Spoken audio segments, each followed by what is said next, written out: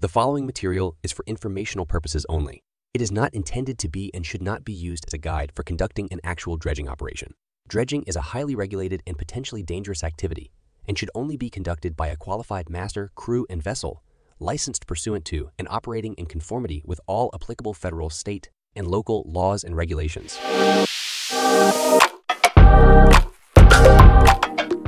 Hi, I'm Kevin Konrad. I'm a marine geologist from the University of Nevada, Las Vegas. And I'm here to talk to you about managing expectations as a PI running a dredging expedition. The first and foremost thing to know is there's a lot that goes into a dredging expedition. And you may not be always able to do what you need.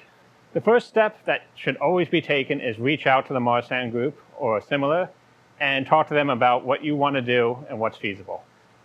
There's a lot of things that need to be considered before an expedition takes place. There's what you may know as Appendix A, which is a waiver to UNOLS safety, in order to increase the amount of tension allowed on the wire. This is something you need to bring up right off the bat. If you plan on doing any dredging deeper than, 2,000 meters below sea level, you're going to at least need this Appendix A. So that's a good place to start so everybody on board knows what's up. Second thing, always reach out to, once funded or even before funding, reach out to the ship ops team as early as possible to start talking about what the boat can and cannot handle. A key thing you might see is, perhaps you're going to an area that was dredged in the 80s at 8,000 meters depth, so somewhere in a trench, and you're like, I just want to go back and re-dredge it. There are certain safety parameters that have been in place now since then, and so certain ships can't do what they used to be able to do. It doesn't mean it's necessarily impossible, it just means it needs a lot more planning and foresight. So that's something to keep in mind prior to going out to sea. When you're at sea, there's a variety of things you need to start communicating right off the bat. First, communicate constantly with your captain to set expectations. So most captains are going to want a series of waypoints. They can sail off, hit the spot, and know exactly when they're moving to the next spot. Most dredging expeditions involve you doing a couple swaths to actually map your target region. Then you want to pick your dredge site, hit the dredge, and then move to the next site. This is much more difficult because you're going to be changing your schedule hour by hour, day by day, slightly. And so you need to work with the captain on that so they know what your plans are, that you're going to have to keep changing things. And then you can schedule with them. They have certain requirements as well. Certain drills need to be run periodically. There are certain ship maintenance things that take time. So the best way you can have a successful expedition is that if your captain can put in some things into your schedule as well, and you'll work together in tandem to make it successful. Everything I'm saying today is about communication. Communication is key, early and often, with all members, from the tech party to the captain of the ship to the ship ops team. So one topic is how much time do you actually have on the cruise? So you're going to fill out your MFP, get your proposal going, and say you pick 30 days of seagoing time. What you got to realize is the day of departure, typically you're leaving around 8 a.m. after mobilization day, and that is usually not a usable science day. Typically you have trainings, you have drills that need to happen, certain musters, people are settling in. Then the last day you're going to arrive in port, it will be a science day typically, and most expeditions are going to try to arrive in early, so you lose most of that day. So if you schedule 30 days of science, realistically you have 28 days. And it's just something to keep in mind both when writing proposals and planning your expedition. On top of that, if you have mobilization issues, so if you were trying to mobilize the ship and you set aside one day to get everything on board, if things arrived late or things you just cannot get on board on time, that comes out of your science days. So make sure everything is in the port prior to anyone's arrival. Make sure everything's ready to go and everyone knows what needs to be on the ship. You want to make the most out of your mobilization days to not lose time. The next thing is time management. Time is money when you're at sea. It's a very expensive every expedition, and if you're at sea for a month or so, every 15-minute time loss will start to add up into lost dredges eventually. So there's certain things you need to keep in mind and communicate with the captains and the ship crew and your techs that will keep things moving quickly. When the dredge is on deck and everything is secure, that is the time to then let the boat know, all right, start moving to the next waypoint. Make sure they have the next waypoint and they know where they're going right away. If you're just sitting there and while the boat could be moving and you're not moving, that's time lost. It will add up and you'll lose a dredge probably by the end. Another thing is some ships, not every, but some ships may try to move to a site or move around using dynamic positioning when there's a relatively short distance.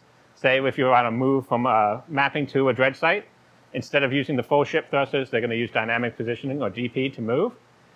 If possible, tell the captain not to do that, because you can lose hours or even, well, 15 minutes to hours doing that instead of just going, 10 knots, 8 knots, 6 knots, something like that on the ship.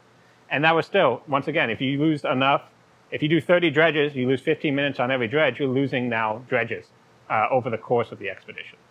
So you want to make sure time management is as clean as possible. You don't want things to be held up. Communicate your next goal always before you finish your current goal. So while the dredge is in water, you should already have your waypoint planned out for where you're mapping next.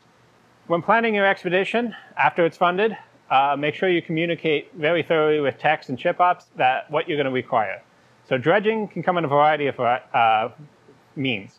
You could have chain bags if you're working on rocks and you do not want sediments. A chain bag for your dredge will mean sediment will move smoothly through it, any small grains lost.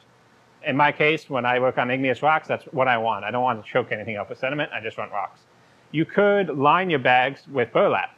That is another option. You want smaller grain things, say you're doing small nodules, pebbles, even sediment. Make sure you have your tech team knows and you're supplied beforehand that you need those burlap bags.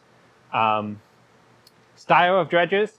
These aren't necessarily things you need to 100% know going in, but these are things you should know to ask MARSSAM and discuss with them so they can explain your different options.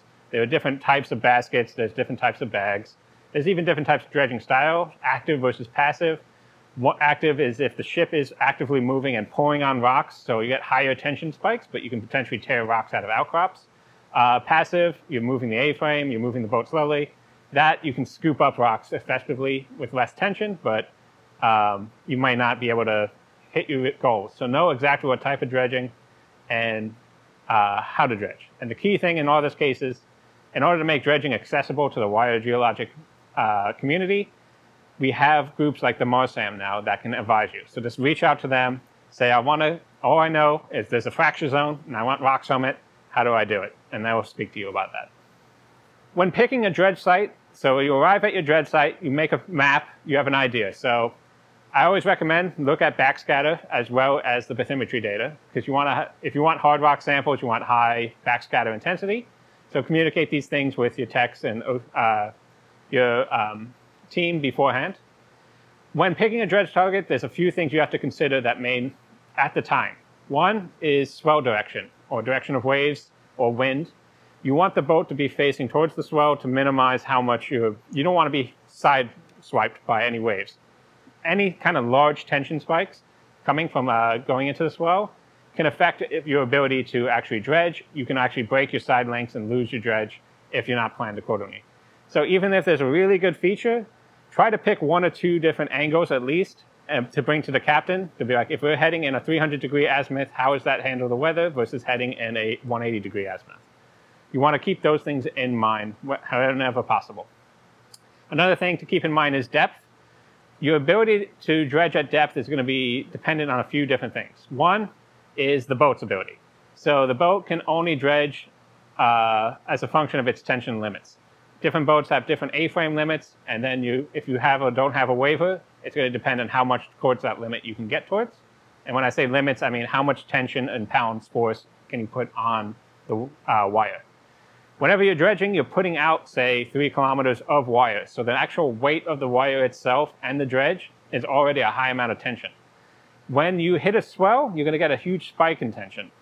So the rougher the seas are, the shallower you need to dredge. Because if you go deep in rough seas, you're going to break your side links pretty quickly. You're going to lose the dredge. It's not going to be successful. So if you really want to get really deep dredges, when I say deep dredges, 5, 6, 7,000 meters, make sure you're in ideal weather conditions and try to plan early your seasons, your schedules around that. You don't want to be in hurricane season. You don't want to be in just general rough waters. You want to plan these things as much as possible beforehand.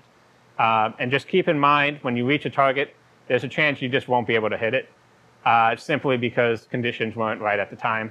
That is part of the gamble of marine geology. It's an unfortunate thing, but if you plan ahead of time, be as prepared as possible, have alternative sites, work with the captain. You should be able to get most of what you want at least.